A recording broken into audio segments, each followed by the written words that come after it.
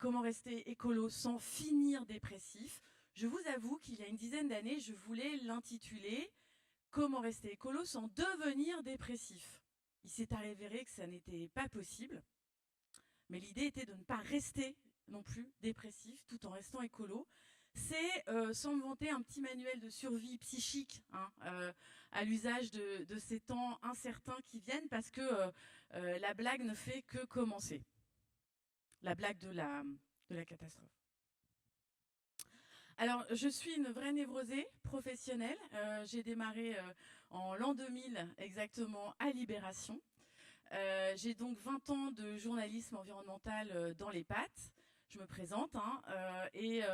Donc j'ai contribué à beaucoup de choses, à des émissions de télévision, par exemple, pour ceux qui ne se souviennent pas ou ceux qui se souviennent, il y avait une émission quotidienne sur l'écologie sur Arte en 2008-2009 qui s'appelait Global Mag.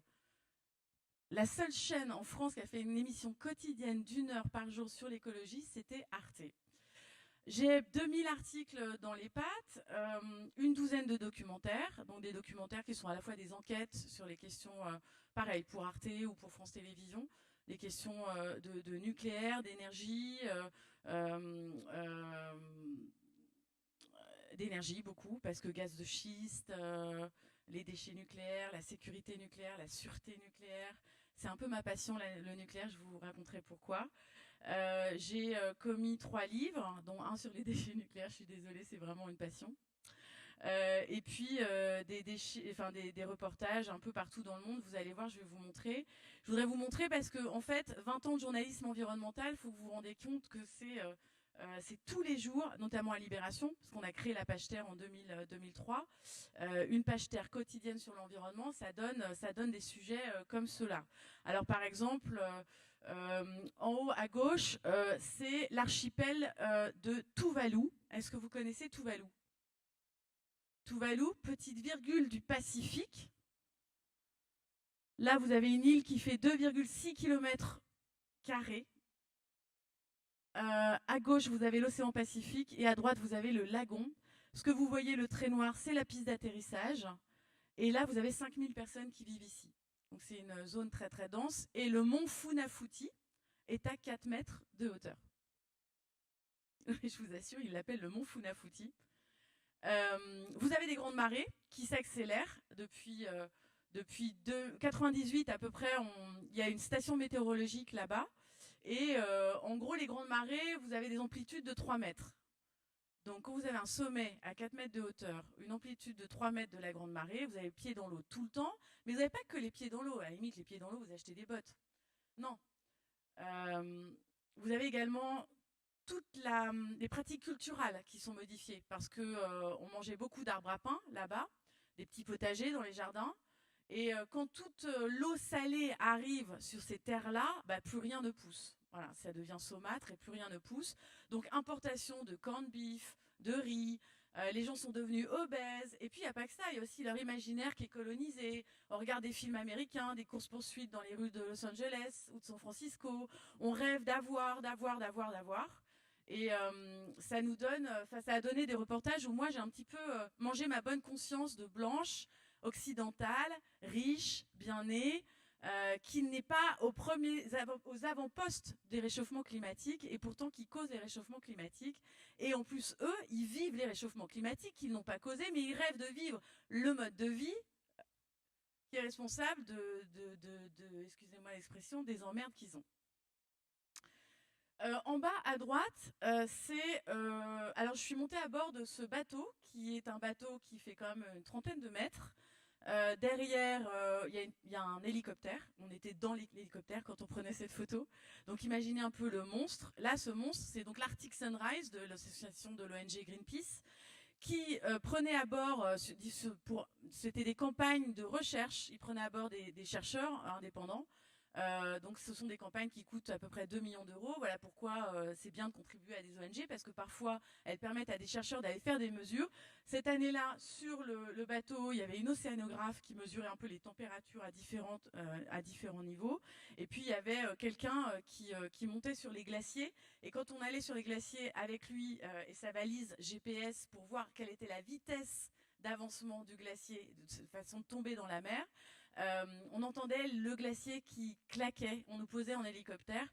On avait la valise GPS. On la posait pour la nuit, mais le temps qu'on pose le matériel, on entendait le glacier claquer, bouger. Et les résultats étaient assez probants. C'était 1 mètre par jour d'avancement. Donc au bout d'une année, vous avez quand même 360 mètres d'avancement. Après, vous avez l'océan qui, lui, se réchauffe. Il était à 1 degré, 1 degré 2 degrés. Ça fond plus vite, ça coule plus vite. Voilà, ça c'est voir vraiment les changements climatiques. Allez les voir. Alors, vous allez me dire, oui, t'as pris l'avion pour aller faire ces reportages. Oui, j'ai un bilan carbone qui est dégoûtant, mais j'ai pas fait d'enfant à la place. Ah, l'enfant. Bonne transition. Ça, c'est marrant. On a l'impression que c'est pas un lien avec l'écologie, mais c'est la question de la PMA, de la procréation médicale assistée. Donc, c'est la question du désir d'enfant quand on a une infertilité médicale ou une infertilité sociale. Et c'est aussi une question qui est devenue très politique, mais aussi très technique. Et moi, en tant qu'écolo féministe de gauche, je suis pas pour la PMA. Et je voulais pas laisser cette opposition-là, finalement, de réflexion, de pensée à un groupe qui va manifester tous les week-ends, la manif pour tous, pour pas le nommer. On peut avoir le droit de réfléchir à l'avancement du progrès, à l'avancement sociétal et ou techniciste. Qu'est-ce que ça fait, la reproduction artificielle de l'humain? Eh ben, c'est une enquête que j'ai faite. J'ai fait aussi un documentaire pour France Télévisions. Si vous le retrouvez, il s'appelle PMA, le meilleur du monde, point d'interrogation, avec un bouquin derrière. Et c'est une enquête sur, en fait, le marché, le business des ovocytes, des spermatozoïdes, de la procréation médicalement assistée dans des pays où, a priori, on se dit qu'il n'y a pas besoin de ça, notamment en Chine, en Afrique, etc. Le prix de l'enfant, le prix de ces techniques-là. Donc voilà, on se dit qu'a priori, ça n'a rien à voir avec l'écologie, mais c'est quand même des sujets assez sensibles. Je vais continuer un petit peu plus rapidement. J'ai travaillé 15 ans à Libération. Donc on a fait des unes qui sont très très belles, mais complètement dépressives. Maintenant ou jamais. En général, c'est jamais tout de suite, quoi. Ça, c'est Fukushima. C'est ma catastrophe préférée parce que, de très longue date, moi, j'adore le nucléaire, vous avez compris. Mais j'avais 12 ans quand Tchernobyl est arrivé. Donc, je n'ai pas pu vivre de ma vie professionnelle une catastrophe. Et là, il y a Fukushima qui arrive. Et ça a été comme une sorte de révélation. Il paraît que c'est très freudien quand on jouit. Ah, j'avais bien raison, ah, ça arrive, etc. Alors, pourquoi je vous fais rire avec ça? Enfin, pour certains qui rigolent, d'autres non. Je fais rire avec ça parce que je crois très fort en la pédagogie de la catastrophe, malheureusement. On pourra en parler plus tard. J'espère que vous aurez des questions à me poser. Parce que il y a comme des cliquets qui se déroulent quand il y a eu Fukushima. L'Allemagne sort du nucléaire. Voilà, le plan était prévu, il était dans les tiroirs. Angela Merkel avait dit on va surseoir un petit peu, on devait démarrer ça en 2015, mais en fait elle a dit non, on va attendre 2025. Paf, Fukushima en 2011. Non, l'Allemagne sort du nucléaire tout de suite. Alors, ça pose des problèmes. Ça pose des problèmes de recours aux fossiles, tout de suite. Ça pose des problèmes d'exportation d'électricité nucléaire en Allemagne, ok. Ça pose des problèmes divers et variés, je suis bien d'accord. Mais au moins, un acte politique est posé. On sort et on engage le pays vers une sortie du nucléaire. Ça veut dire qu'on se pose d'autres questions et on réfléchit à tout. Cela dit, c'était pas une catastrophe nucléaire. C'était un tremblement de terre. Un tremblement de terre qui a eu des conséquences sur une centrale nucléaire. Il y a eu 30 000 morts côté du tsunami, pas du côté de la catastrophe nucléaire. Il n'y a que 3 personnes, je crois, qui sont mortes d'irradiation aiguë. Le problème qu'on a aujourd'hui à Fukushima, plus de 10 ans plus tard maintenant, ce sont des déchets radioactifs dont on ne sait que faire et qui s'entassent dans des villages. Et en fait, ils ne s'entassent pas, c'est pas vrai. Moi, je les ai vus, je suis partie 3 mois au Japon, directement me faire la diagonale que j'appelle, donc c'est Fukushima, Hiroshima, Nagasaki. C'est comme mon pèlerinage à moi, si vous voulez. Et en fait, ce qui s'est passé, c'est qu'ils ont enfoui. Ils avaient des sacs de déchets radioactifs. Maintenant, tout est enfoui. Et sous des talus, comme ils avaient fait à Tchernobyl, sous des talus, ils avaient enseveli les villages contaminés. Maintenant, vous avez de la belle nature, ce qu'on appelle de la remédiation, des arbres qui poussent, de la végétation. Vous n'avez pas de traces de l'élément pollueur ou polluant qui est encore dessous. Encore 10 ans après Fukushima, je vais vous laisser tranquille avec le nucléaire un temps. Ça, c'est une de cette année, Canada, 49.6. Alors, c'est très beau, mais ça nous raconte qu'on est rentré dans une ère absolument, comment dire, incertaine. Enfin, on est certain que beaucoup de choses sont incertaines désormais. Ça, c'est quelque chose quand vous faites tous les jours de la nouvelle sur les questions environnementales, vous vous rendez compte que toutes vos certitudes s'effondrent un petit peu les unes après les autres. Vous avez compris, si j'ai 12 ans, 86, c'est donc je suis une enfant des années 70, de ce siècle, de ce 20e siècle, dont on nous dit qu'on peut tout faire très vite, n'importe où, quand on veut, aller n'importe où. Il n'y a rien d'impossible, le monde est à notre portée. En fait, là, cette année, on arrive dans des zones, 49,6, ça craint parce que 50 degrés, c'est à peu près la température à partir de laquelle le corps humain n'est plus trop adapté et a du mal à se rafraîchir. Donc, on arrive dans des zones létales. Il y a des morts, des vagues mortelles en Inde de chaleur parce qu'il y avait plus de 50 degrés. Ça, on est cette année-là, c'est cette année, c'était cet été. Vous vous souvenez un petit peu de ce qu'on a, c'était à Lytton au Canada. La ville d'ailleurs, c'était littéralement embrasée. Je reviens un peu sur Tchernobyl. En 2005, je pars 3 mois dans les territoires contaminés parce que je voulais absolument, pour les 20 ans, donc avril 2006, faire un super boulot, aller voir les gens qui avaient l'âge de la catastrophe, donc les gens de 20 ans qui vivent dans les territoires tels que Slavutich, qui est une ville qui est la jumelle un petit peu de Pripyat. Quand on a évacué Pripyat, le 30 ou le 1er mai 86, on évacue quand même 40 000 personnes par des bus, etc. Ils sont revenus 3 mois plus tard pour chercher l'essentiel de ce qu'ils avaient, mais on leur disait vous revenez 3 heures et vous partez tout de suite. Donc en 3 heures, vous devez faire votre pactage et dire au revoir à votre existence, à votre lieu de vie. C'est ça, une catastrophe nucléaire. Les retrouver, parler avec eux, parler aux gens qui ont été des liquidateurs. J'ai fait russe en 3e langue, donc c'était plus facile pour moi. Mais aller dans ces territoires, se confronter à cette chose qu'on ne voit pas, qu'on ne sent pas, il faut juste avoir un compteur Gégère, sinon on ne voit rien, on entend seulement. Et puis quand je suis rentrée, j'avais un peu de 16e 137 dans le corps. Parce que j'avais mangé comme les gens. On m'avait dit avant de partir, prends des canettes, des boîtes de conserve, amène ta nourriture, quoi. Bah non, je vais pas vous arriver chez les gens. Là-bas, on tue le cochon, on a la charcutaille pour tout l'hiver.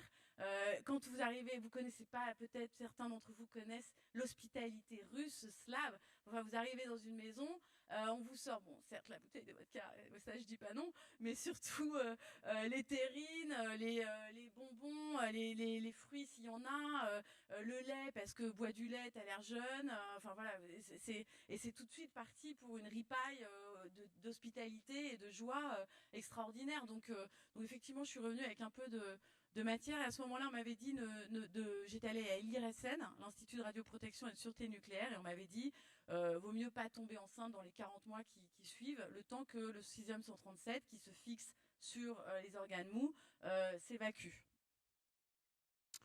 Bon, j'ai aussi contribué à Feu, le mensuel Terra Eco. Je ne sais pas si certains d'entre vous l'ont connu, mais il a duré une dizaine d'années. C'était une vraie aventure, un mensuel.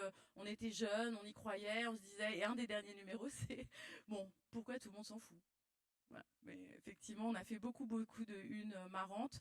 Je ne vais pas continuer encore plus longtemps là-dessus, mais c'est vrai que l'urgence climatique, on en a fait quand même des unes là-dessus. On a essayé d'alerter. Moi, j'ai toujours cru que les questions d'environnement, finalement, c'est une question d'information. Si on n'agissait pas, c'est qu'on ne savait pas.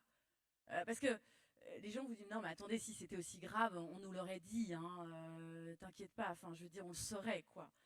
J'ai passé 25 ans de ma vie à essayer d'alerter et tout, et je vois que plus les gens sont conscients, finalement, je vois pas tant enfin, comment dire, il n'y a pas de parallélisme, si vous voulez, ou de proportionnalité entre la prise de conscience chez les gens et les mises en action des politiques. Et je ne parle pas des aménagements à la marge, je parle de vraies décisions qui nous disent, écoutez, voilà, on connaît les chiffres, le GIEC nous dit que c'est divisons par 6 nos émissions de CO2 d'ici à 2050. Personne ne dit que ça ne va pas être une partie de plaisir, que c'est pas juste une transition douce avec un chemin de rose, ça va être très compliqué. Personne ne nous dit ça, on ne nous éduque pas à ça. Comme si, bon, voilà, il y avait le chantage à l'emploi, il y avait le chantage je sais pas, au populisme, à je ne sais quoi, mais en tout cas, les alertes, elles sont là. Et puis, elles sont pas là depuis que je suis à l'IB. Elles sont là depuis les années 70. Le rapport du Club de Rome. Si c'est pas le rapport du Club de Rome, halte à la croissance, les limites à la croissance, pardon, c'est beaucoup d'autres choses. Les catastrophes, je vous ai dit que je pensais que c'était une très bonne pédagogue, la catastrophe, mais en réalité, regardez, on a beaucoup parlé du jour d'après, du monde d'après. En mars 2020, souvenez-vous, mars 2020, une sidération. Et puis en réalité, mars 2021, vite, vite, les terrasses, les magasins ouverts, est-ce qu'on peut revivre comme avant, s'il vous plaît? Alors, Houellebecq, il dit le monde d'après, c'est le monde d'avant en pire. Mais Houellebecq, il est un peu déprimé.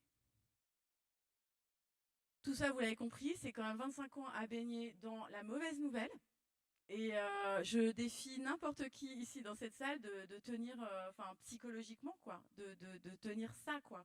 Alors soit faut être câblé différemment, soit on a le droit de se casser la figure psychiquement et de tomber. Et ça c'est parce que c'est mon travail à moi. Mais en réalité, l'éco-anxiété est un phénomène qui est en train de surgir. Vous avez probablement entendu qu'hier une étude était sortie dans Lancet quand même. Donc c'est une grande revue médicale de pair à pair. Donc ça veut dire qu'en général, les travaux sont particulièrement vérifiés. L'étude interview 10 000 jeunes de 16 à 25 ans, un peu partout dans le monde, beaucoup en Europe, mais aussi en Inde, en Afrique du Sud, voilà. Et 75% d'entre eux se disent littéralement effrayés par l'avenir. Donc le futur ne s'appelle pas le futur, mais le futur. Et normalement c'est une blague ça, mais c'est vrai que c'est pas drôle. C'est vrai que c'est pas drôle en fait du tout. Et 30% d'entre eux ne veut pas faire d'enfant. Alors bon, entre 16 et 25 ans, on dit n'importe quoi. Hein. Puis si on tombe amoureuse à 32 ans et que c'est la folie, on va le faire l'enfant. Mais déjà, moi je sais pas, à 16 ans, je me posais pas la question est-ce qu'on va faire des enfants ou pas faire d'enfants. Enfin, c'est un phénomène assez récent, quoi. Et puis 50%, donc 1 sur 2 pense que l'espèce humaine est en sursis. Voilà. Alors je sais pas vous, moi, je sais pas qui ici a vécu les années 60-70, c'est-à-dire quand entre les Américains et les Russes, on était à 2 doigts d'une guerre nucléaire s'il y avait une vodka de trop d'un côté ou un whisky trop de l'autre. Peut-être on vivait dans la peur d'un hiver nucléaire lié à des bombes, à voilà, la baie des cochons, tout ça, on se souvient tous de ça. Mais là, c'est différent. C'est-à-dire que vous avez un enfant un jeune adulte sur 2 qui se réveille le matin et qui avale un horizon bouché au réveil, quoi. Enfin, au petit déjeuner. Donc c'est étrange. Enfin, c'est quand même assez saisissant. L'éco-anxiété ne touche pas que ceux qui sont le nez dans les statistiques comme les scientifiques, le nez dans les mauvaises nouvelles comme les journalistes qui parlent aux scientifiques, ou le nez dans les rapports d'ONG à essayer de lancer des plaidoyers dans les conférences onusiennes ou quoi aux caisses. Maintenant, c'est quelque chose qui arrive véritablement et je suis sûre que parmi vous, puisque vous êtes intéressés par les questions environnementales, je vais faire un petit sondage au doigt levé là maintenant, au doigt mouillé mais à la main levée, qui a déjà ressenti des émotions de peur, d'angoisse liées à ces questions-là. Il y en a qui n'ont jamais ressenti ça. Putain, vous allez être très chanceux. Mais voilà, il y a quand même à peu près la moitié de la salle, hein. Un gros tiers, la moitié de la salle. Donc je sais pas, on aurait fait ça il y a 5 ans. Pas sûr qu'il y aurait eu autant de personnes qui levaient les bras. Donc ça c'est moi sous un chêne multicentenaire. Bah oui parce que forcément lui il est là depuis très longtemps. Moi je serai pas là très longtemps. Je suis pas sûre que notre humanité, je sais pas du tout à quoi elle ressemblera dans 2 siècles. Incapable de le dire. On se sent écrasé quand même un peu par ça et en même temps revigoré parce que l'arbre lui est encore là et il va rester là. Alors. Du coup, ça amène une réflexion, tout ça. Enfin, il y a une dizaine d'années, comme je vous l'ai dit, je voulais faire ce bouquin, Comment rester écolo sans devenir dépressif. Mais c'était pas possible, j'étais déjà dépressive. Il fallait faire quand on est un peu dépressif, c'est qu'il y a quelque chose, il y a une roue du changement qui est en cours. Et là, je me suis penchée un peu sur la question du deuil. En fait, il y a un deuil à faire. Et c'était le deuil, je crois, du Just Do It ou Yes We Can. C'est-à-dire le deuil du XXe siècle. Je vous l'ai dit, je suis née dans les années 70. Il y en a qui sont plus jeunes, plus vieux, mais en tout cas, on a vécu des années assez glorieuses de bêtises dans les années 80-90, l'argent roi, la publicité partout, etc. Comme si on vivait sur un monde sans limite, quoi. Or, j'ai l'impression que ce qui rentre en nous à nouveau, là, maintenant, c'est la notion de limite, de limitation. Une croissance infinie sur une planète aux ressources finies est impossible. Seuls les économistes et les fous y croient, dit-on. Ça, c'est une phrase de Kenneth Boulding. Mais aussi les Chinois, les consommateurs, voilà, on est très nombreux à croire, à oublier, comme les habitants qui sont sur les flancs du Stromboli en Italie. Ils se lèvent le matin, ils ont sous les pieds, au-dessus de leur maison, ils ont un volcan vivant, vivace, éveillé, qui peut cracher à tout moment. Mais ils oublient le matin. Ils se lèvent, ils y pensent, et puis ils oublient. Nous, on se réveille, on y pense, et puis on part au travail. On se rend à l'évidence, mais après, on va travailler. Donc ce deuil, il est très compliqué à faire. Alors du coup, il y a quelqu'un qui a peut-être trouvé une piste de réflexion. Hein. Tout ça, ce sont des pistes de réflexion. Hein. Il n'y a pas de comment dire, de règles théoriques, psychologiques immuables. Voilà, Elisabeth Kubler-Ross, est-ce que certains d'entre vous connaissent Elisabeth Kubler-Ross? Ouais. Donc cette personne a travaillé comme psychologue auprès de personnes qui étaient atteintes de maladies en phase terminale. Donc ils allaient mourir, et c'était plutôt dans les soins palliatifs qu'en première zone de soins. Et en fait, à force d'entretien avec eux, elle a déterminé en fait toutes les phases par lesquelles on passe quand on sait voilà, que quelque chose se termine. Donc, en l'occurrence, bon, votre existence, mais ce qui est encore plus radical, mais c'est aussi cette courbe du deuil qu'elle a développée, c'est aussi la courbe du changement. Parce que ça engage à changer. Vous faites le deuil de plein de choses. Hein.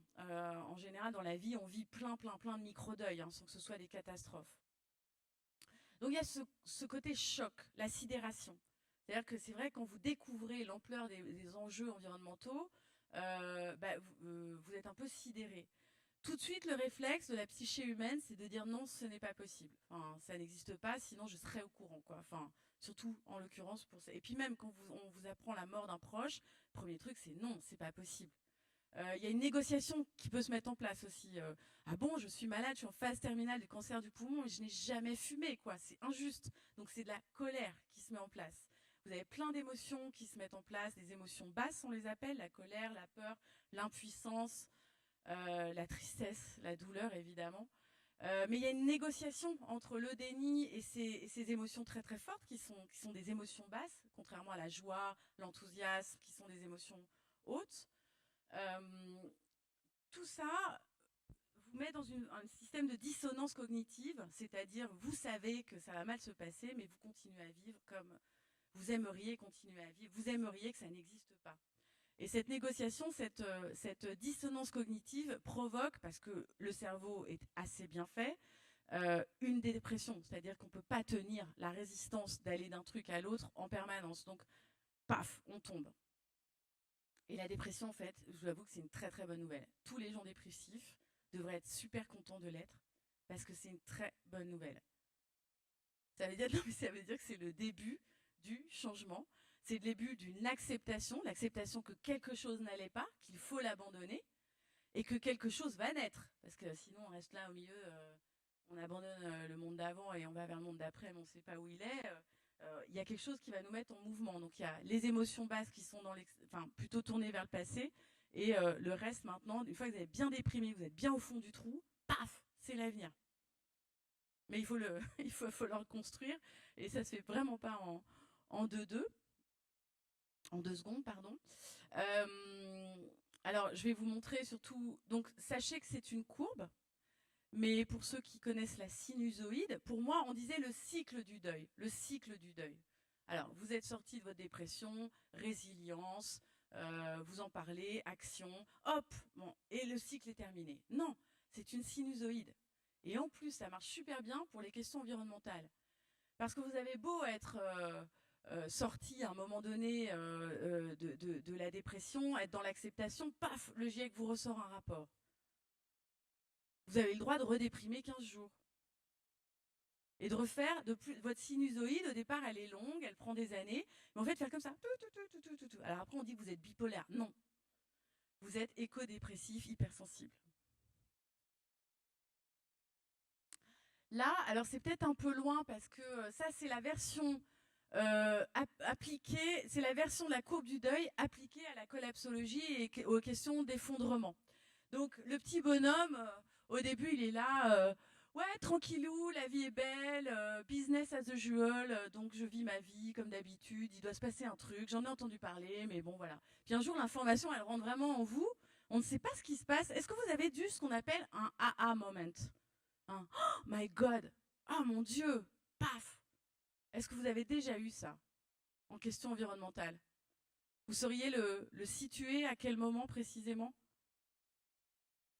On n'a pas prévu de micro peut-être pour les gens dans la salle. Mais un moment, un moment où par exemple vous arrivez, vous lisez un truc ou quoi, ok, et puis paf, là vous avez compris que ça va peut-être pas bien se passer. Ça vous est arrivé? On en parlera après. Donc vous avez le aha moment, et là vous rentrez directement. Ah non, mais on va tous crever en fait. Il est comme ça le bonhomme, hein, c'est lui, hein, c'est pas moi. Euh, Quand il rentre dans le déni, il fait non, c'est pas réel, ça n'existe pas, on m'aurait prévenu, on m'aurait prévenu. De toute façon, si je prends des douches courtes, que je tire pas la chasse après 5 pipis, enfin pas avant 5 pipis, pardon, etc., ça va bien se passer. Et puis en plus, il y a la croissance verte, enfin on va être sauvés, c'est super. Euh, Après, il y a la colère. Alors le bonhomme, il dit, oh, si je mets la main sur les responsables, ça va chier, quoi.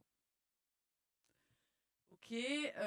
Bon, en même temps, je suis un peu coupable aussi. C'est-à-dire que Total, c'est bien gentil d'être contre Total, mais pourquoi je suis passée remplir ma voiture chez Total la dernière fois? Alors après, il y a tout ce qu'on appelle le marchandage. Bah oui, mais si on a fait tout ça, c'est au nom du progrès, de l'efficacité, du confort de vie. C'est vrai, finalement, on vit plus longtemps maintenant, et on a des belles maisons et on est plutôt confortablement installés. Donc voilà, il marchande jusqu'au moment où il déprime, quoi. C'est vraiment, enfin voilà, plus rien n'a de sens. On se lève le matin, quoi que vous fassiez, c'est une espèce de bilan carbone. Vous avez comme un écran invisible devant vous, tout est bilan carbone. Vous regardez un animal, vous pleurez parce que les animaux, on les détruit tous, ou on les mange, ou voilà, enfin c'est, etc. Donc c'est vraiment la période la plus épuisante, la plus solitaire également. On n'a pas besoin de traverser l'Antarctique pour se sentir seul. Il suffit d'être journaliste environnemental dans un monde totalement dissonant. Et souvent, par exemple, ce que vivent les jeunes aujourd'hui, c'est surtout cette question-là. À qui ils peuvent en parler? Pendant qu'il y a Instagram, Beyoncé, Kim Kardashian et je ne sais quel truc débile, eux, ils souffrent et surtout, ils se demandent mais dans quoi, enfin, dans quel horizon je peux me projeter et à qui je peux en parler de ça. Ça, c'est un truc super important pour en sortir. D'ailleurs, on va sortir de cette courbe du deuil qui est déprimante. Là, il y a le pardon, l'acceptation, le sens, le renouveau, la croissance, la sérénité. Alors, la croissance des liens, hein, pas la croissance des biens. Mais toute cette partie de l'acceptation, ça prend beaucoup, beaucoup de temps. Vous savez que tout ça, sont du matériau qu'on n'avait pas il y a 20 ans pour faire des conférences là-dessus. Et tout a changé avec le livre de Pablo Servigne qui est sorti en 2015, Comment tout peut s'effondrer. Vous en avez entendu parler, c'est un des best-sellers, hein, 120 000 exemplaires vendus, je crois. Donc en matière d'écologie, c'est très rare de vendre 120 000 exemplaires, d'autant plus que c'est un bouquin vraiment qui fout le bourdon.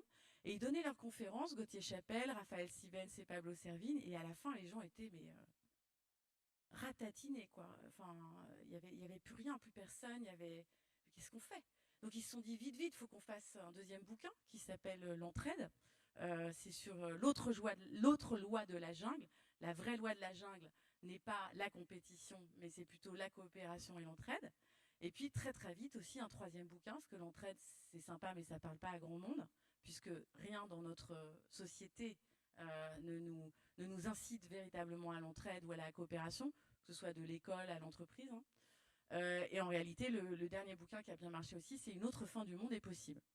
Et là, ils adressent tous les problèmes émotionnels et psychologiques liés à ce mal-être, et à ce mal-être qui est un mal-être lié aux questions environnementales. Alors ce mal-être se traduit par, je vous le disais tout à l'heure, des émotions basses, la colère, bon ben on va manifester dans la rue ou regarder une conférence de Greta Thunberg à l'ONU, vous verrez son visage totalement, alors qu'elle a 14 ou 15 ans à l'époque, transformé par la colère. Vous ne faites rien, vous les adultes, vous nous laissez un monde totalement en déréliction. Qu'est-ce qu'on va faire? Comment on va vivre? À quoi on peut se raccrocher? Tout ce à quoi vous avez eu droit, nous, on pourra pas l'avoir. Donc la colère est un très bon moteur. Mais toutes ces émotions basses, hein, je voulais vous le dire, c'est pas des émotions qui sont négatives. Tout dépend de la quantité. C'est comme le sucre. Si on prend 10 grammes par jour, c'est trop.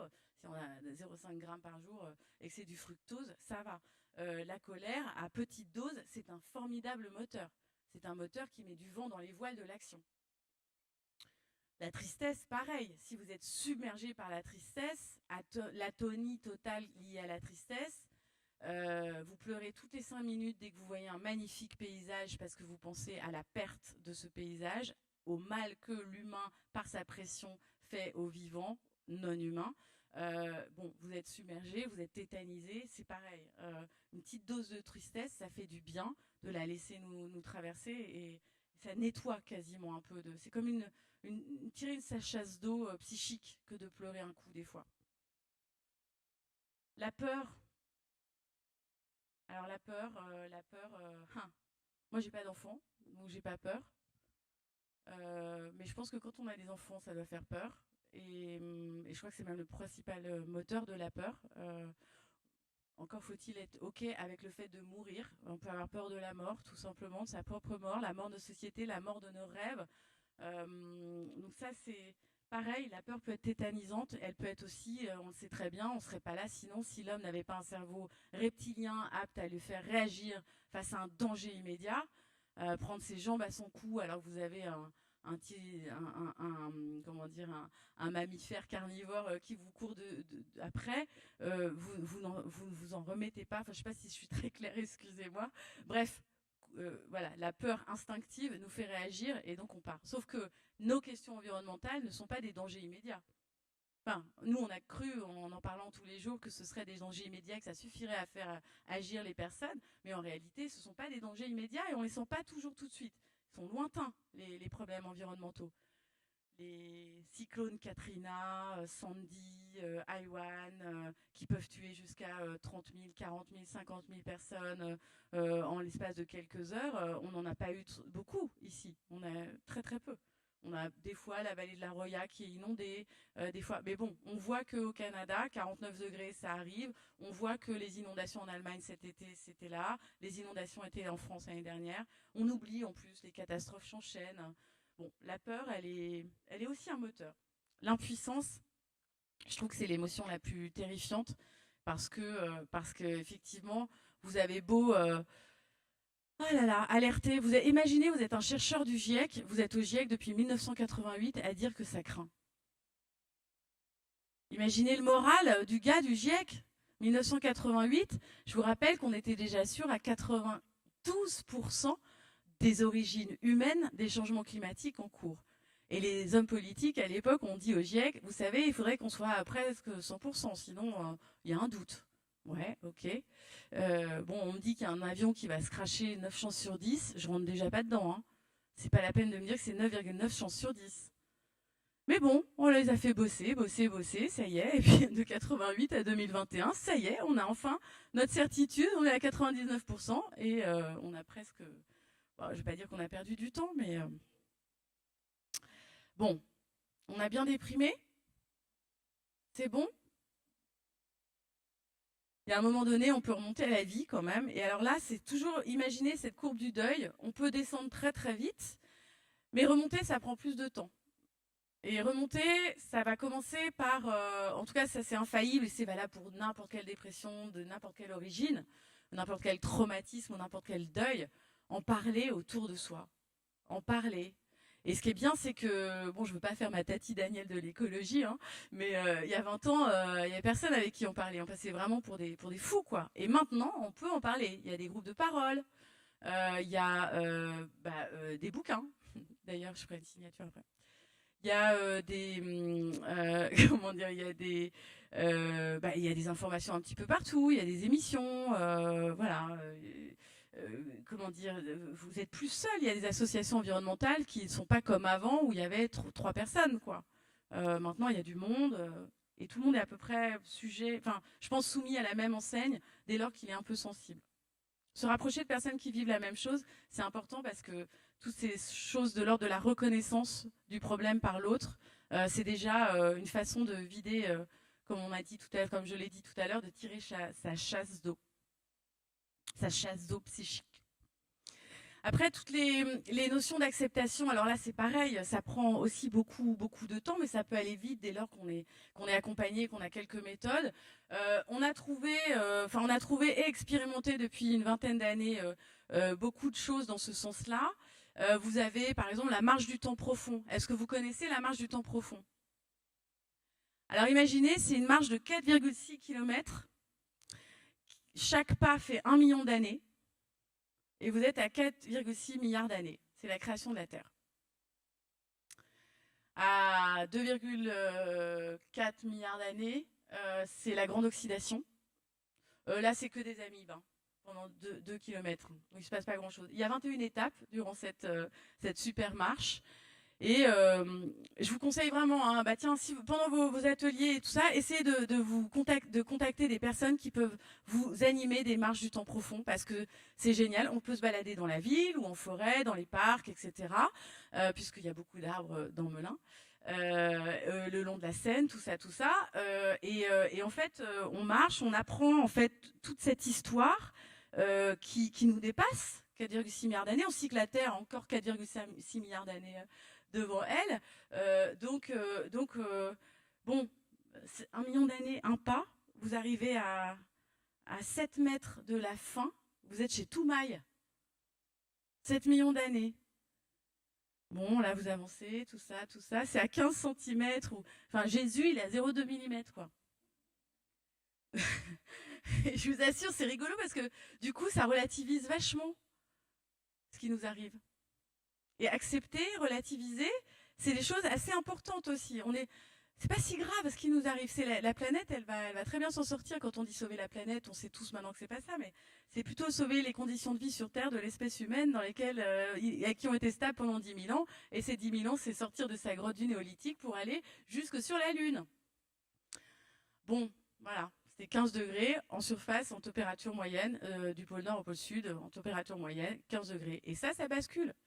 Et on sait qu'entre une ère glaciaire et maintenant, il y a 0,5 degrés. On est déjà à plus 1 degré, plus 1,3 degré. On essaie de limiter 1,5, mais on sait qu'on va vers 3. Donc on est un peu vers un inconnu. Quand vous arrêtez cette marche, quand vous arrivez à la fin de la marche, vous faites un pas et vous dites, mais on est absolument incapable de dire où on sera dans 1 million d'années. Et le cerveau est un peu vrillé. Enfin, moi, mon cerveau est un peu vrillé. Je ne sais pas vous, mais c'est des petites choses comme ça, des animations qui relativisent. Ça permet de s'apaiser. Il y a quelque chose aussi. Bon, alors après, là, vous voyez la photo, c'est une dame qui est face à un superbe paysage. Elle est probablement en train de méditer, de respirer. La méditation, se reconnecter à soi, à son intériorité, savoir qu'on fait partie d'un tout, que nous sommes partie quand même d'un miracle. Cette planète qui a 4,6 milliards d'années, elle est miraculeuse. C'est la seule à ce jour qu'on connaît où il y a de la vie, des chocolats, du vin nature dessus, des femmes, des hommes. Ça, c'est important. La nature, bon, alors maintenant, les études sont assez connues. Ça fait une vingtaine d'années maintenant qu'il y a toute une bibliographie d'études sur les effets positifs de la nature sur la physiologie du corps humain. C'est-à-dire qu'en gros, vous rentrez dans une forêt, vous prenez vous amenez un copain avec vous qui est laborantin, il vous fait une prise de sang avant votre marche en forêt, il va tester le sang, il y aura le taux d'hormones de stress, ok, vous marchez 20 minutes dans la forêt, vous sortez, on refait une prise de sang, taux d'hormones de stress a baissé de 20%. C'est comme ça, c'est physiologique. On fait partie de ce tout, ça nous fait du bien. C'est valable avec des éléments comme l'eau, comme les arbres, comme les paysages comme ça, la montagne. On est au milieu d'éléments naturels, on se sent bien. Des expériences ont été menées dans des prisons aux États-Unis. Dans la salle de sport, avant ils mettaient des clips de MTV, des films, voilà, ça gueulait, il y a un taux de violence, d'agression verbale assez élevé. Et ils ont commencé à mettre des images de paysages, d'oiseaux, d'animaux, enfin de vie animale sauvage. Les taux de violence, d'agression verbale ont baissé de 30%. C'est-à-dire que la nature, vous n'êtes pas obligé d'être au contact avec la nature. L'effet de la nature que vous voyez sur le cerveau est presque le même, quoi. C'est véridique, hein, tout ça. Donc la nature est évidemment un indicateur. Enfin voilà, c'est des choses. Vous allez me dire, mais en fait, sortir de l'éco-dépression, c'est travailler sur une forme de calme intérieur. C'est du développement personnel un petit peu. Bah, il y a un peu de ça, parce que même si on veut faire des transitions énergétiques, des transitions alimentaires, des autonomies alimentaires, des choses comme ça, si on ne fait pas de transition intérieure et qu'on ne redéfinit pas à peu près notre place dans ce monde-là, chacun en nous, ça va être compliqué. Et c'est pour ça qu'il y a la communication non violente qui est là. La communication non violente, c'est tout bête, mais la première des actions, c'est d'écouter l'autre pour éviter les malentendus. Malentendus. C'est les principes de la communication non violente sont assez transformateurs. Alors, on va dire, ouais, c'est du développement personnel, tout ça, non, mais enfin, des êtres humains qui sont allés apprendre ce qu'on appelle la grammaire de la communication non violente sont en général beaucoup mieux avec eux-mêmes et beaucoup mieux, du coup, avec les autres. Et si on n'est pas bien avec les autres, enfin, avec nous-mêmes, comment est-ce qu'on peut être bien avec les autres, alors que l'entraide va être et la coopération vont être un peu les clés de demain. Et pour vous faire très très rapidement, la communication non violente, c'est tout bête. Ça s'appelle ORBS. O, objectivation des faits. Dans le cadre d'un conflit avec quelqu'un, j'objective les faits. Tu m'as dit ça, moi je t'ai dit ça, tu as fait ça, etc. On objective les faits. On ne dit pas ce qu'on ressent parce que c'est le R, le ressenti. Je me sens très mal à l'aise, je me sens triste, je me sens en colère, on a 200 adjectifs qui peuvent définir nos états émotionnels. On en utilise en général une dizaine, quoi. Et si ce ressenti est positif, je me sens joyeuse. Ça veut dire que votre besoin est nourri. Donc ça peut être le besoin, je ne sais pas, d'être reconnu, le besoin d'être écouté, le besoin. Si je me sens frustrée, c'est que mon besoin, ou en colère, etc., mon besoin d'être reconnu, d'être écouté, n'a pas été rempli. Et donc, vous continuez comme ça. Et si ce besoin n'a pas été rempli, quelle est la stratégie que je peux mettre en place pour sortir de cet état-là? Et s'il est rempli, quelle est la stratégie que je peux mettre en place pour continuer à maintenir cet état-là? Donc ça demande d'être vachement à l'écoute de sa météo intérieure en permanence. Et ça, je ne sais pas si dans nos vies ultra connectées, on a le temps de faire ça. On a les moyens de s'arrêter sur ce qu'on ressent et de mettre des mots sur ce qu'on ressent. Il y a également, dans la remontée à la vie, le travail qui relie, qui est aussi un excellent exercice. Pareil, dans les ateliers, vous pouvez faire des animations de 45 minutes, par exemple des entrecroisements. Alors, remonter à la vie et le travail qui relie, c'est un travail qui a été développé par Joanna Macy, qui a écrit L'Espérance en mouvement dans les années 90. Joanna Macy est allée dans les territoires contaminés de Tchernobyl, début des années 90, où là-bas, elle a découvert un mal-être psychique qu'on ne connaissait pas encore. C'est-à-dire que vous avez grandi là, vos parents ont grandi là, vos grands-parents sont enterrés au bout du jardin, il y a des pommiers, des machins, la nature est belle. Parce que franchement, c'était beau là-bas. Enfin, c'est beau là-bas. Et on vous dit, il faut partir. On vous dit, tout ce que vous voyez là, c'est mortel. Alors que c'est invisible, etc. Donc ça crée une sorte de dissonance. Ce que je vois, où je suis, d'où je viens, je peux plus y vivre, c'est invivable, mais qu'est-ce que c'est que ce délire? Et c'est ce qu'on appelle un peu la solastalgie. Vous avez dû entendre parler de ce terme, c'est la même chose que l'éco-anxiété, mais en fait c'est adapté plutôt au paysage et au territoire dans lesquels on vit. La solastalgie, c'est un peu la nostalgie du territoire dans lequel on a grandi, mais qui n'existe plus. Donc, je suis sûre que vous avez tous grandi quelque part, et que ce quelque part, si vous y retournez aujourd'hui, c'est plus pareil. Surtout pour ceux qui ont grandi dans la nature, au milieu des fleurs et des vaches, et maintenant il y a des immeubles, quoi. Donc elle développe quelque chose qui est vachement basé sur le bouddhisme, sur aussi le fait de regarder ses émotions et d'en parler. Ce sont des cycles de 5 jours où on rentre dans une spirale. Alors d'abord on s'ancre dans la gratitude, parce qu'on est dans cette planète, sur cette planète qui est quand même la seule où il y a de la vie sur Terre, etc.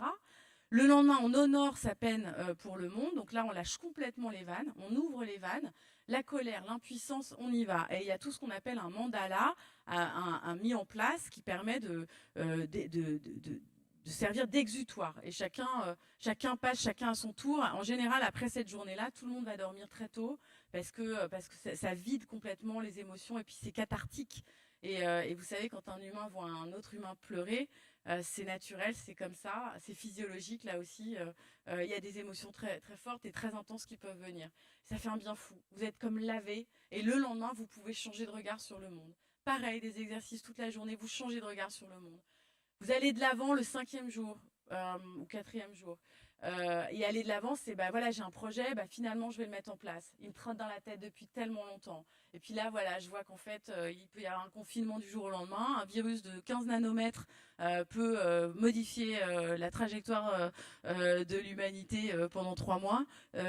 Pourquoi est-ce que je ne mettrais pas les choses en place maintenant? Et ça, ce travail qui relie, moi, ça m'a changé la vie. En 2018, quand je l'ai fait, je serais peut-être pas là aujourd'hui. Bon, je dis pas, je vais pas faire, ouais, je me serais suicidée. Quoique le suicide, c'est le geste le plus écolo qui soit. C'est quand même le truc, il n'y a pas de carbone, il n'y a plus rien après, il n'y a plus d'impact, quoi. Oui, il faudra un cercueil en carton, je sais, en FSC local, tout ça, tout ça. Mais bon. Excusez-moi, je rigole beaucoup avec la mort, parce que ça me permet de la mettre à distance. Le travail qui relie, m'a sauvé la vie, a sauvé la vie de beaucoup, beaucoup de personnes. Et donc, voilà, il y en a beaucoup qui se développent en France, ça existe et c'est très intéressant à faire si on a un peu de temps et qu'on a envie de vider la chasse. Après, bon, vous pouvez essayer la philosophie et la sagesse. C'est vachement bien aussi. Donc, vous pouvez acheter Les pensées pour moi-même de Marc Aurèle. J'adore les empereurs romains aussi, c'est une passion. Alors, quand il dit que la force me soit donnée, donc de changer de supporter ce qui ne peut pas être changé, le courage de changer ce qui peut l'être, mais aussi la sagesse de faire la différence entre les deux. On est un peu perdu là-dedans, nous épuiser. Qu'est-ce que je peux changer? Qu'est-ce que je ne peux pas changer? Qu'est-ce que je peux supporter? Qu'est-ce que je ne peux pas supporter? Qu'est-ce que j'ai envie de changer? Et faire la différence entre les deux est fondamental. Je ne suis pas ministre de l'Environnement, c'est pas moi qui prends des décisions. Et même, regardez Nicolas Hulot, quand il est ministre de l'Environnement, il vient pleurer à la radio, enfin il vient démissionner à la radio pour dire « je ne peux pas changer les choses. Quelque chose me dépasse. Aidez-moi. Je ne vois personne dans la rue, je ne vois pas 5 millions de personnes dans la rue pour dire « prenons les décisions qui s'imposent ». Donc ça veut dire qu'il y a autre chose qui se joue qui est à l'intérieur de chacun d'entre nous. Et chacune d'entre nous. Et c'est là où on arrive finalement à l'acmé de cette présentation. Parce qu'en fait, la sagesse, le travail qui relie, le développement personnel, c'est super, mais il n'y a rien de tel que l'action. Et là-dessus, il y a une phrase de Goethe. Alors moi, je ne sais pas si c'est Goethe, je n'ai jamais retrouvé dans les textes de Goethe, ou Hildegard de Bingen, parce que pareil, pas retrouvé. Mais c'est quoi que vous pensiez ou croyez pouvoir faire, faites-le. Parce que l'action porte en elle la magie, la grâce et le pouvoir. Alors en décortiquant bien la phrase, et essayons de la mettre dans un contexte où on se dit que les températures vont vachement augmenter et ça va être compliqué, la biodiversité va s'effondrer, la productivité agricole, on n'est pas sûr d'avoir correctement à manger régulièrement, enfin ça dépend ce qu'on veut manger. Mais voilà, imaginez un monde un petit peu chaotique comme une certitude. Et l'action, dans ces conditions-là, elle est quand même magique. C'est-à-dire être ici, tous ici, vouloir entrer dans le comité local écologique du coin, ça a quelque chose de magique, en fait. C'est indicible, c'est imperceptible, mais c'est magique. Par ailleurs, c'est gracieux parce qu'une copine à moi, Corinne Morel-Darleux, qui a écrit « Vaut mieux couler en beauté que flotter sans grâce », elle a écrit plutôt couler en beauté que flotter sans grâce, en se référant à Moitessier, le navigateur. Vous vous souvenez de Moitessier, qui à un moment donné fait ce tour du monde, arrive quasiment sur la ligne d'arrivée, premier, et en fait il se détourne. Il se dit non, je ne vais pas arriver là, je m'en fiche complètement de cette course. Ce qui compte, c'est naviguer en fait. Et il y a quelque chose de gracieux dans ce qu'elle raconte aussi, c'est de ce qu'elle raconte, ce qui est gracieux, c'est que nous avons des perspectives assez sombres, mais c'est la dignité d'être humain et d'être humaine qu'on est tous là à faire quelque chose. Valérie Masson-Delmotte, qui est vice-présidente du GIEC, dit tout le temps « chaque demi-degré compte ». elle pourrait même dire chaque nanodegré compte. Chaque dixième de degré compte. Et donc, il y a cette espèce de pulsion de l'action, parce qu'en plus, plus vous agissez, plus vous avez envie d'agir, plus il y a quelque chose en vous qui oublie le pire pour se concentrer sur l'instant présent. Parce qu'il n'y a que l'instant présent, il n'y a pas demain ni après-demain, finalement. Quand vous êtes en train de faire quelque chose pour les questions environnementales, que ce soit ramasser les déchets sur les berges, que ce soit faire une marche du temps profond, que ce soit de faire votre potager dans le jardin, que ce soit de faire des échanges de plantes, de graines, on s'en fiche. L'action, elle sera toujours insuffisante au vu des enjeux, mais elle nous ramène quelque chose d'assez gracieux. Et alors, c'est la magie, la grâce et le pouvoir. En fait, agir à nos simples petits niveaux, c'est reprendre une partie de pouvoir. Là, on vous distribue gentiment une partie du pouvoir en vous invitant à venir dans ce conseil sur la base du volontariat. Espérons que les décisions qui émaneraient de ce travail-là ne soient pas juste consultatives, mais vraiment discutées.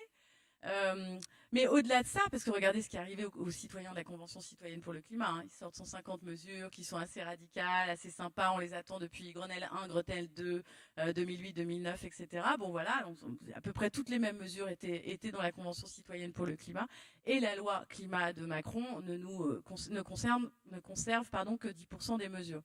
Évidemment, les autres sont tellement à contrario des intérêts des uns et des autres que c'est très très dur, je pense, aujourd'hui politiquement d'arbitrer.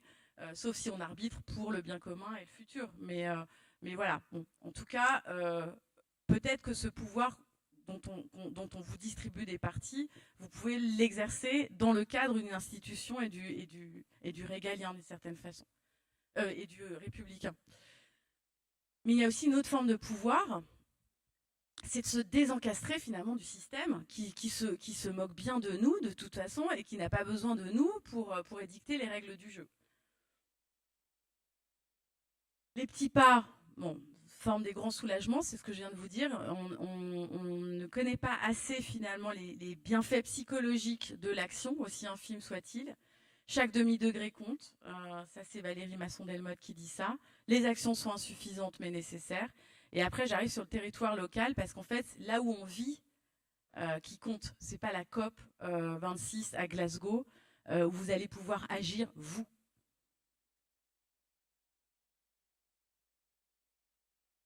Pas Magritte, mais d'ailleurs, je vous en ai amené une vraie de mon verger. En fait, ça, c'est pas une pomme. Ça, c'est le fruit de notre action à Joigny. Donc, Marie-Hélène l'a dit, je vis à Joigny, dans l'Yonne, ville de 10 000 habitants.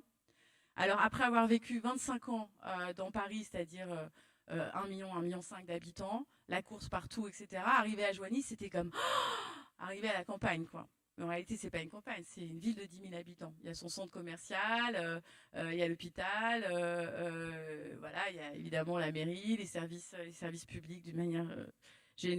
Enfin voilà, il y a différents quartiers plutôt populaires, des quartiers plutôt. Bon, et puis il y a tous ces jardins autour qui ont été oubliés parce qu'avant les gens avaient un jardin avec leur maison en plein centre-ville. C'est des petites maisons à pans de bois. C'est une ville assez moyenâgeuse sur le haut de la ville qui a brûlé en 1533. Elle s'est déjà effondrée, elle déjà. Puis après, elle a été effondrée parce que la réforme générale des politiques publiques de Nicolas Sarkozy a fermé le tribunal, a fermé le groupe géographique des armées. Il y avait quand même, grâce à ces 1600 personnes, 600 000 euros d'injectés dans la ville, dans l'économie de la ville chaque mois. C'était les fiches de paye de ces militaires, qui sont les militaires qui font les cartes des armées. Donc, second effondrement en 2008. La ville perd 10% de ses habitants. Et puis, de toute façon, le monde a changé. C'est-à-dire, les gens qui habitaient dans le centre-ville, dans les petites maisons à pans de bois, ça fait longtemps qu'ils se sont achetés un pavillon, un petit ça me suffit, avec jardin attenant. Donc, les petites maisons du centre-ville qui sont à retaper ont été rachetées plus ou moins par des marchands de sommeil. Et puis, les jardins sont à l'abandon. Et nous, on rachète des jardins. On rachète des vergers. C'est des vergers en plus avec des vieux arbres de 50, 60, 70 ans. Les pommes sont délicieuses. Et qu'est-ce qu'on fait? Alors les vergers, je ne sais pas, pour 1000 mètres carrés, vous avez 4 000 euros par exemple. Donc dans une association, on est une quarantaine, on met chacun un peu d'argent. Et puis les vergers, l'année dernière, on a fait des tailles collectives. Alors on apprend à tailler, on apprend à reconnaître des arbres, parce que je vous avoue que c'est pas tout le monde qui sait reconnaître un prunier d'un mirabellier. d'un prunier qui fait des reines claudes que d'un cerisier que, enfin, c'est complètement con hein, pour certains d'entre vous probablement, mais il y a toute une génération qui sait pas ça. Les pommes, attendez, c'est vrai, il n'y a pas que les pommes vertes, les Granny Smith, les Golden et les Red Stark. Il y a des milliers de variétés de pommes. Et déjà, chaque arbre dans le verger numéro 1 qu'on a acheté est une variété différente, un goût différent, un usage finalement différent. Il y a les pommes à cidre, les pommes à jus. Alors du coup, qu'est-ce qu'on fait? On achète un pressoir. L'année dernière, on a eu 300 kilos de pommes sur le premier verger, 350 kilos dans le deuxième verger, 200 kilos dans le troisième. Donc on se retrouve dans des fêtes. Les fêtes, de toute façon, tout est prétexte à fête hein, à partir de maintenant. Et donc on tire les pommes, on tire le jus des pommes.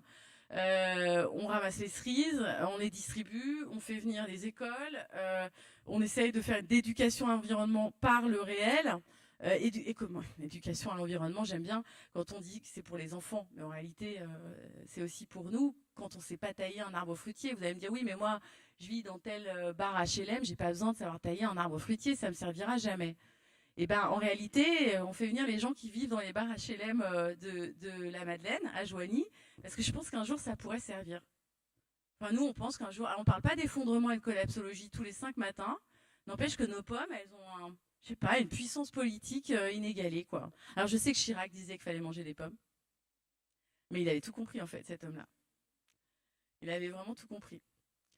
Des vergers qu'on a achetés, on est passé à autre chose, on est allé voir la mairie, puis la mairie nous dit, bah écoutez, on a nourri vachement la mairie, on leur a fait lire Pablo Servigne, Comment tout peut s'effondrer, le chantier, la fraise de la Renaissance écologique de Julien Dossier, donc 24 chantiers par l'avenir avec des outils comme ça pour acculturer les élus.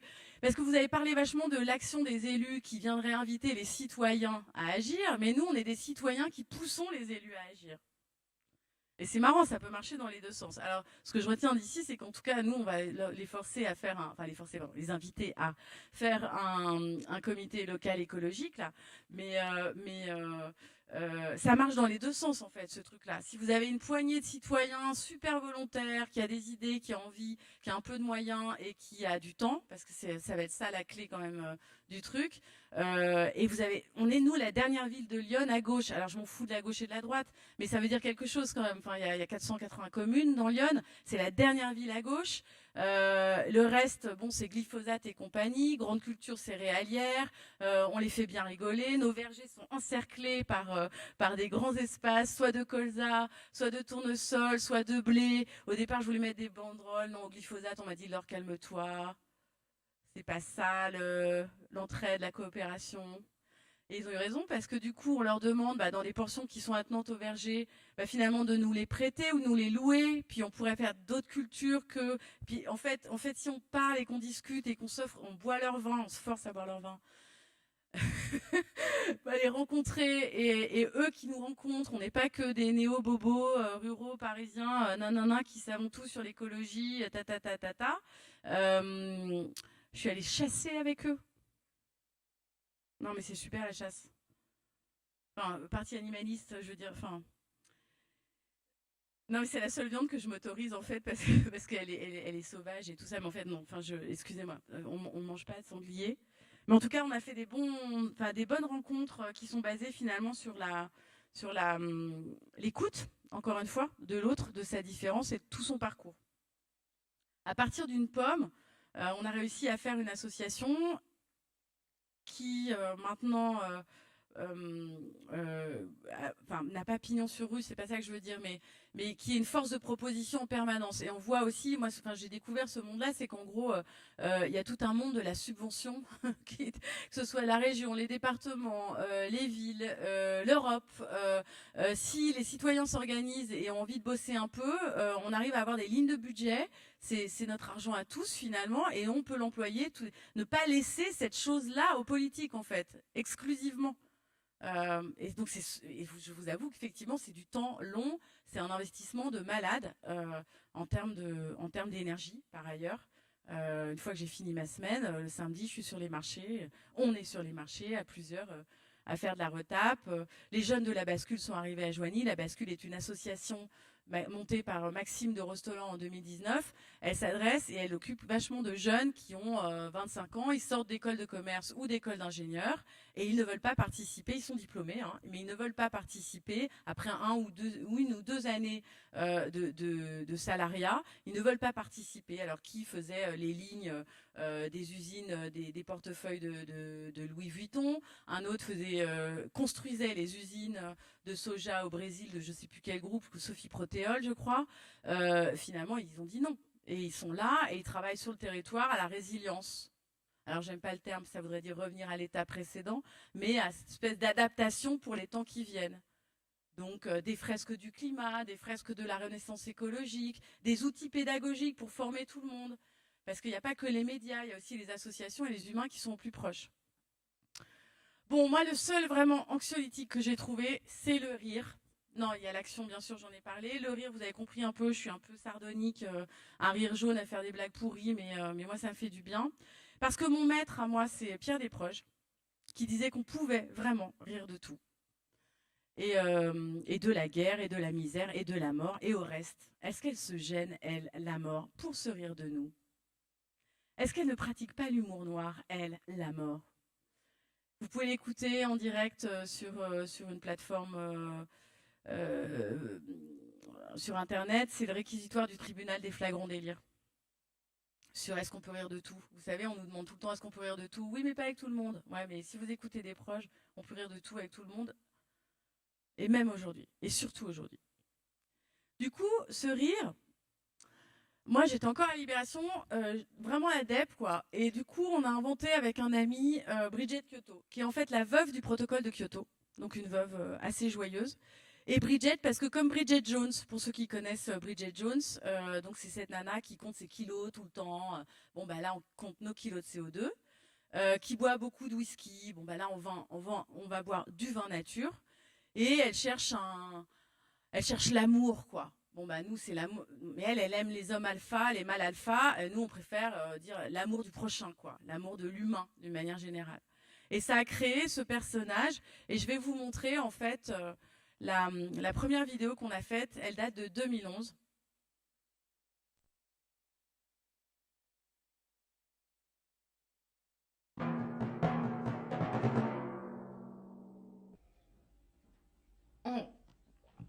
Bonjour. Tous les écologistes le savent. L'écologie, ça rend dépressif. Et c'est vrai. La biodiversité, l'énergie, l'eau douce. Le climat, c'est vraiment la merde. Et en plus, on passe pour des cons.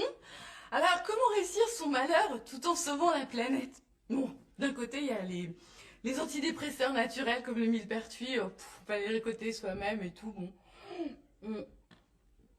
De l'autre côté, on a les groupes de parole. Vous pouvez essayer les groupes de parole, parler, tout ça. Bon.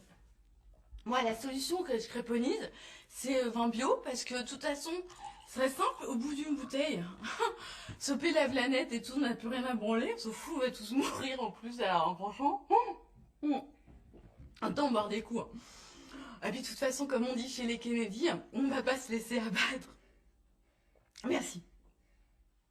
Ça fait du bien. J'ai terminé, je vous remercie.